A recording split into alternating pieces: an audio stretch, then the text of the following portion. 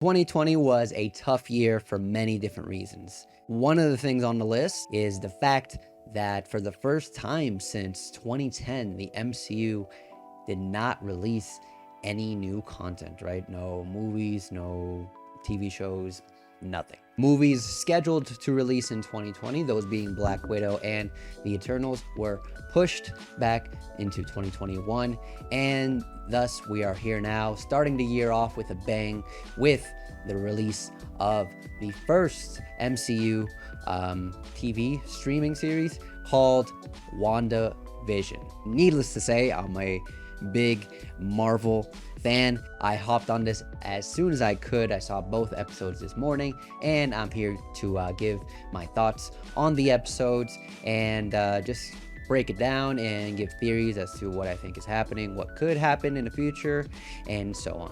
Before we get started, make sure to hit that like button and subscribe for more videos from yours truly, and let it be known that this is a full spoilers review. I will be going into in-depth detail of what was shown in these two episodes. So if you've not seen the episodes and plan on doing so, go and watch them and then come back here so that we can discuss. I will say right off the bat, I thoroughly enjoyed the two episodes. It's definitely, they're setting up a sort of kind of thriller slash mystery, which is probably one of the best ways to go about setting up a series, I'd say, as far as keeping an audience's interest, right? So it seems that they're going to be following a sort of theme in the sense, or at least a pattern in the sense that each of these episodes is kind of modeled around the aesthetics of a different era of sitcom television, right? The first episode more based around a 50s television show, what with being in black and white, of course, but on top of that, the aesthetics, the way the characters dress, the way their hair is done. The second episode is more, I would say, a little bit more advanced. I'd say maybe like a 60s era TV show. Their hairstyles are different, their style of clothing as well. The camera shots change as well. The first episode really sticks to the traditional sitcom camera angles, whereas the second episode does move past that trend and start to use more modern camera angles. Based on how the second episode ended with everything turning into color, and with little snippets that we've gathered from different trailers and promos before the series released, it's safe to say that they're going to be exploring different eras of sitcoms moving forward. I love it. I love the idea. More than anything, I love the execution, the way they're going about it. The level of detail that they're putting into things like makeup, hair, clothing is phenomenal, and it makes this kind of change in era that much more feasible and understandable, I guess, more tangible for the just common viewer to notice. It's crazy. The first time I noticed this was actually with the appearance of their houses changing from the first episode to the next. The first shot from the next episode, where you see a staircase, and I thought to myself, that wasn't there in the first episode. And I went back and looked at it, and I was right. In the first episode, their house is a one-story building. They spend a lot of time in the living room there, in which you can clearly see that there's no staircase. Second episode, all of a sudden there's a staircase. There's a second story to their home. Their bedroom is presumably upstairs. It's these little details that make it very rewarding for the viewer to pick up on and notice that things are definitely not right here. So let's talk about exactly what is going on. Obviously, this is not real life, right? There are a lot of strange things going on. They're trying to maintain the appearance of a normal, regular, suburban, small family life. They do this for the majority of the first episode, but towards the end, you do start to see the cracks slipping through. Namely, when Vision's boss comes over the house to have dinner, he starts choking on something, and that's where we get like the first kind of glitch in the Matrix. The wife starts repeating something nonsensically, and this is the first time that we get Wanda appearing to understand that something is not going right here. Afterwards, in the second episode, we get this one segment where Wanda's speaking to Dottie, and then some static and a message starts to come through on a radio. It seems to be a man's voice specifically saying, "Who's doing this to you, Wanda?" And it keeps repeating, and the camera zooms in on Wanda. She seems to be in quite distress until Dottie breaks a glass that she was holding right in her hands and breaks the spell, basically. Earlier in that episode, Wanda steps out of her house and she finds a toy helicopter in her bushes. The helicopter is in color, the only thing in color, the show still being everything else still being in black and white, so this stands out. And at the very end of the episode, there seems to be a man in some kind of beekeeper outfit comes out of the sewers, and Wanda and Vision are looking at him directly. Now, when this happens, this one in particular is very interesting, because at this point, Wanda says no, and then a sort of rewind happens, in which they go back into the home, and they end the episode there. Wanda and Vision inside their living room, recognizing the fact that she is now pregnant. They kiss and they live happily ever after. This part stood out to me a lot because up until this point, I was under the impression that whatever it is that's going on here, Wanda was being held against her will. But it seems, with this little show of power, it seems that Wanda has a lot more control over what's going on than we're led to believe. I should have picked up on this as well, but earlier on in the 2 episodes, we have Wanda constantly just plopping things in and out of existence at her whim, right? Wanda has a wide set of powers, but she's not able to just instantly materialize things out of nowhere, right? At least she hasn't shown this level of power yet in the MCU. So the popular theory coming up to the release of this show is that all this is taking place in a fabricated reality of her making. So these kind of demonstrations of her power being amplified does fall in line with that. But with the little breaks in reality in which Wanda has these slight moments where she's starting to realize that what's happening is not exactly real, and she gets this kind of horrified expression on her face, plus the little inconveniences, the message through the radio. What these little details show us is that whatever's going on, it's not entirely under Wanda's discretion, right? There are other forces in play here, making this whole alternate reality thing a possibility, or just affecting Wanda's doing so in some way or another.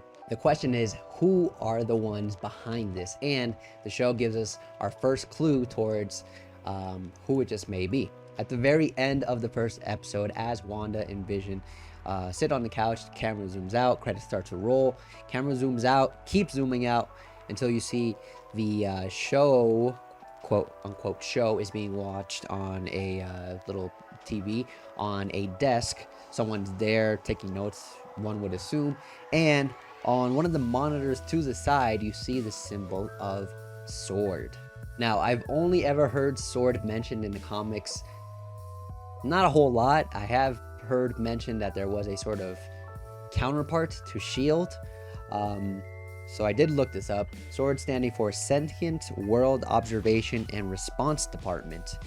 The idea being is that they work to defend Earth from extraterrestrial threats, whereas SHIELD would protect the world from... SHIELD works to defend the planet from local threats on Earth itself. Remember that helicopter I mentioned earlier, kind of breaking the continuity of the reality that they're in?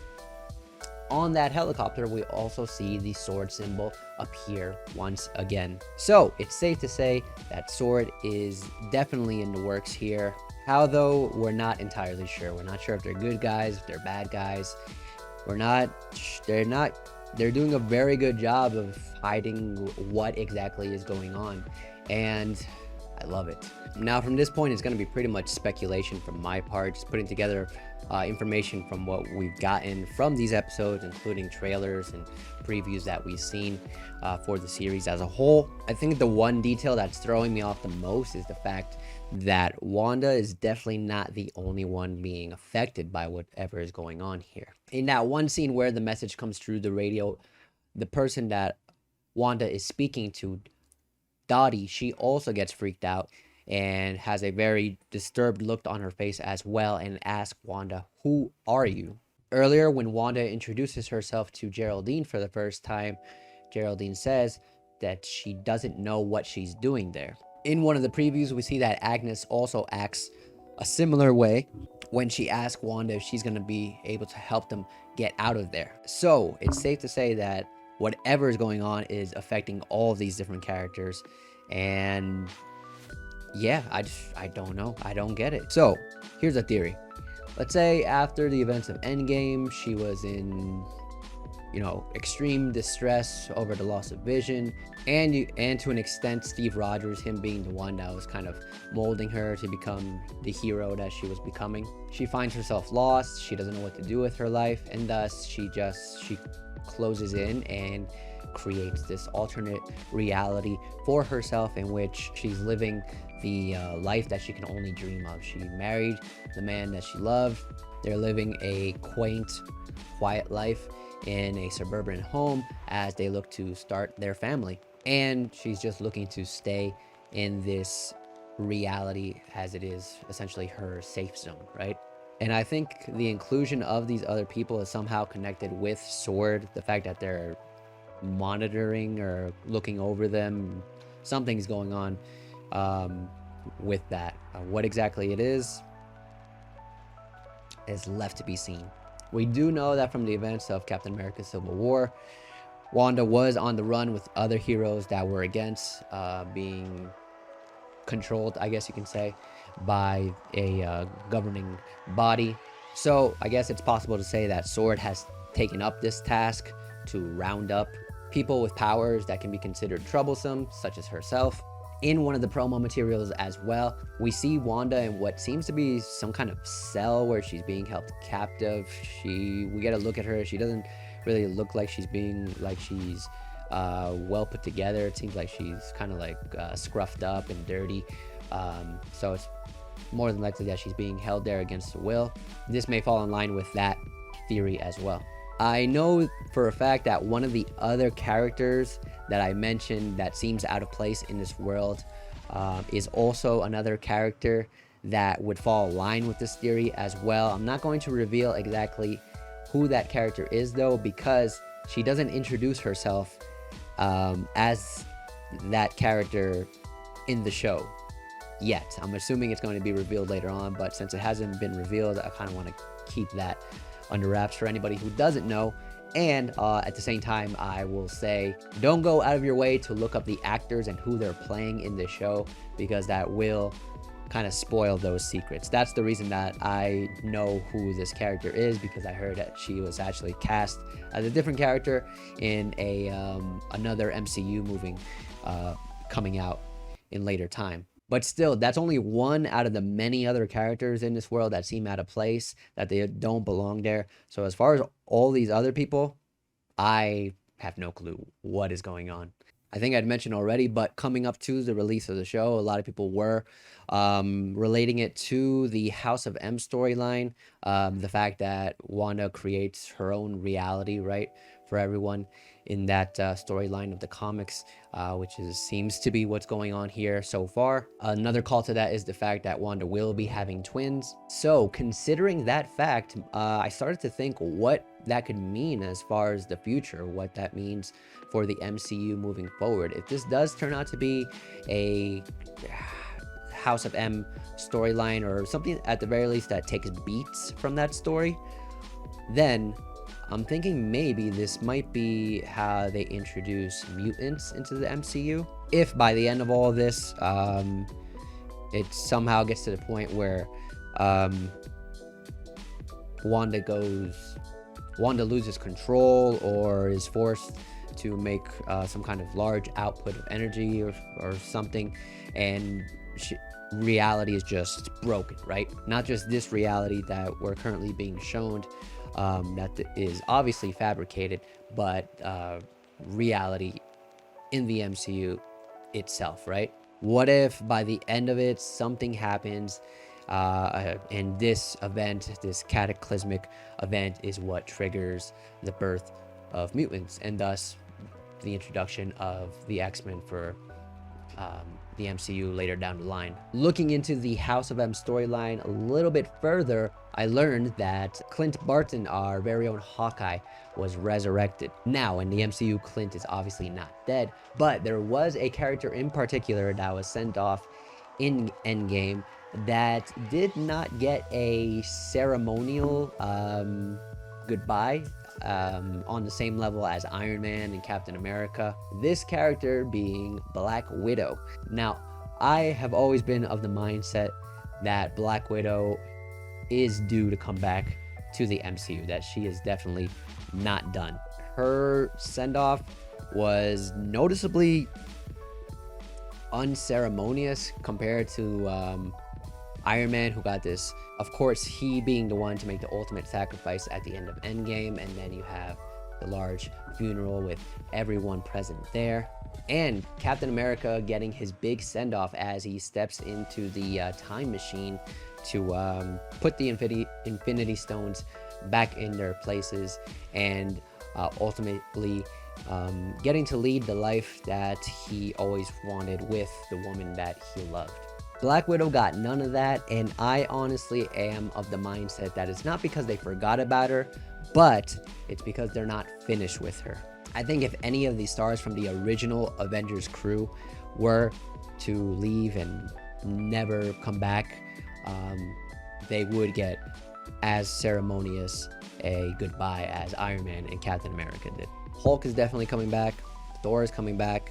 Hawkeye's coming back for his show, but I'm pretty sure that's gonna be his send-off, leading Kate Bishop to take the mantle. So that just leaves Black Widow. So what if whatever happens at the end of WandaVision triggers her resurrection? It may be far-fetched, but something to keep in mind. You never know.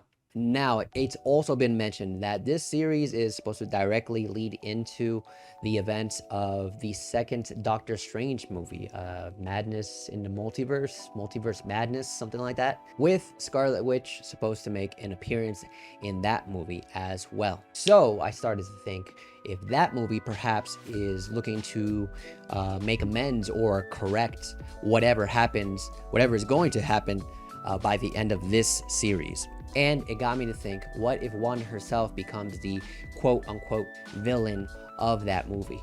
I just love the fact that this series has given us this possibility that we can kind of start to like theorize and make up, come up with different ideas as to what the MCU is going to lead into moving forward. They're doing a really good job with the overall mystery of the show, what exactly is the cause of everything that's happening, and I love it. They're doing a great job with everything that I've mentioned, with the set design, the sets, the costumes, everything, the acting, everything's top notch. I saw also the review that Dan Merle put out.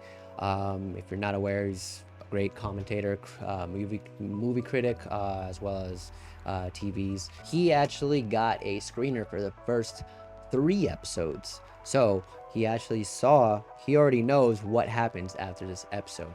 And he said in his review that the 3rd episode was actually the one to kind of hook him into the series. That the first 2 episodes were all right, but nothing very special until that 3rd episode comes along. So I am very excited for whatever is coming next. It looks like now with the introduction of color along with the style of clothing, that the next episode should be modeled around the 70s, I imagine. We'll see. But yes, I'm very excited to see and get more information as to what exactly is the mystery behind what is going on here in WandaVision. So just some little tidbits to mention as well, little Easter eggs. We're given a commercial break in each of the episodes in which an MCU product is advertised. The first episode showing us a toaster made by Stark Industries, and the second, a watch, the Strucker watch, referring to Baron Strucker, who was actually in the villain taken down at the very start of Avengers 2, Age of Ultron. We see the little Hydra symbol on the watch as well, showing that reference. Now, I'm not sure if this is an actual Easter egg, but it did stand out to me. The symbol on the wardrobe, where Wanda and Vision perform their magic act, where she disappears. The symbol on there stands out to me, and it kind of reminds me of Captain Marvel. And funny enough, later on in the second episode, when they actually perform the act in front of people, it doesn't exactly work out the way they planned it, but instead of Wanda going in and disappearing, they make someone appear out of there, that person being Geraldine. And it's very interesting that the symbol reminds me of Captain Marvel, and that she's the one who walks out of there, knowing who she will become later down the line. The stage names Illusion and Glamour that Wanda and Vision use refer to two characters from the comics, Ilya and Glynis Zarkov, two superpowered individuals who actually end up being Wanda and Vision's neighbors when they try to live a quiet, secluded life in the small town of Leonia. Another thing I loved was the opening for each of these episodes, callbacks to the sitcoms of their times, the 50s, 60s. I know the second episode is a very direct reference to the opening of Bewitched. The first episode, I'm not sure if it's actually directly referring to any show in particular. I feel like it must be, but I can't put my finger on it. So if you do happen to know what that's referring to, leave a comment, please. And that's all I can say on this. If you do have any other kind of Easter eggs or secrets or anything that stood out to you, please go ahead and leave them in the comments. I love knowing as much about this kind of stuff that I can.